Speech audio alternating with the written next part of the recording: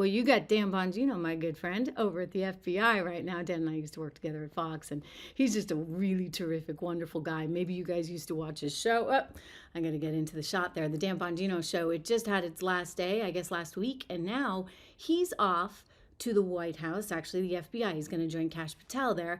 And I want to point something out because he said something in one of his last shows that I think is actually incredibly important for the moment we're in right now. Because now it looks like Liz Cheney, Adam Schiff, Adam Kinzinger, they're not going to be able to go scot-free.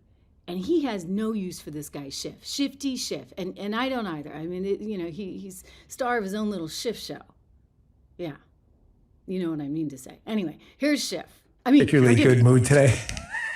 Here's Dan. Particularly good mood today. If you only knew. You ever hear that House on Fire song? It's one of his old songs. This guy's on fire, just like the Bailey song. That house on fire. He is on fire, Schiff. Well, 100% success rate of failing. Why is Adam Schiff so worried? Folks, I strongly encourage you to go back and take another look today at the Russia collusion hoax. I know it's a story that's old and a lot of people want to move on. I'm going to be straight with you. I don't want to move on. We had the FBI in conjunction with the Department of Justice, officials in Congress, foreign governments, and intel people fabricate a story, invent a story that could have caused and done serious long-term harm to international relations with a nuclear-powered foe. It's kind of a big freaking deal. I'm not letting it go. And you listen to me. This is going to be very important in the coming days. I'm not letting this go. I want to find out what happened because it can never happen again. Not to a Democrat, not to a Republican, not to a Libertarian, not to any United States citizen. You do not get to alter or try to change the course of electoral politics by fabricating a story, hijacking the justice system then to give the patina of truth to a fake story. You don't get to do that. Why do I bring that up now? Because who is the ringmaster of that circus? Yes, Adam Schiff. And no, I'm not letting it go. So I'm going to tell you something. Knowing Dan, like he's a dog with a bone, right? He's definitely not going to let it go. He is definitely going to follow through on this. And I would just say that if you go back to the very beginning, the Russia stuff, that was all Adam Schiff. Well, it was actually Hillary Clinton, right? I mean, you got to go way back. And it was Perkins Coie, the law firm that was representing the Hillary Clinton campaign. And they went out and hired Fusion GPS, which then went and hired Christopher Steele, who then went and hired a bunch of people, including a guy who actually we thought of, our own FBI was believing to be a Russian spy. Haha, what do you know? I mean, you want to talk about where the real Russian spies were. Anyway, so this guy, Christopher Steele, comes up with this crazy report. I read it and I was like so stunned. I was like, why would anybody ever think this was real? Like, you'd have to be a complete moron to think this was real because it reads like it belongs on the front page of the National Enquirer.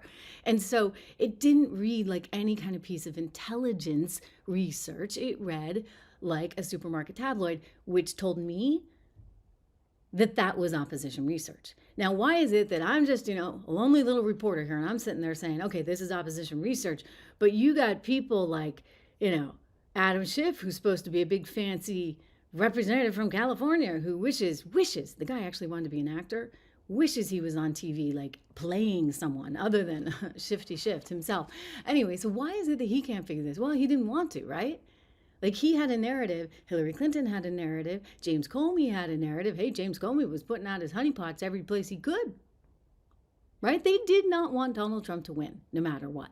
They didn't want any Republican, let's be honest, to win. That's why if you talk to George Papadopoulos, who was the victim of a few of those honeypot things, like, George, come on.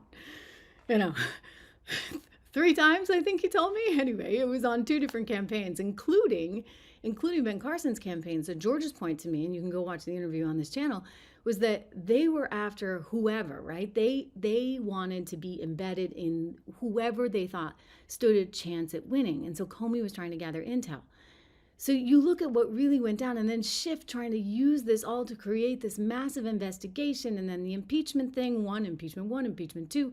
I mean, enough already. And now at least the tables are turned because Donald Trump went in there dare I say, almost a little bit naively, thinking, okay, I'm president now. I want to do the right thing. I'm going to like get everything going. I, want to get rid of I want to get rid of regulation. I want to help improve the economy. I want to do this, that, and the other.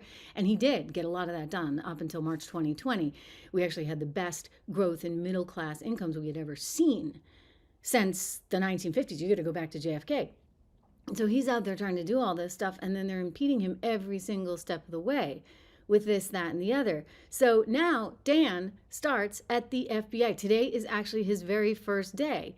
So again, I got to fix my shot there. Dan Bongino going over to the FBI. I'm telling you, like Adam Schiff, be on notice. These guys are lawyering up as we speak, and they have to. They have to lawyer up because it's going to get really ugly for them really, really, really fast.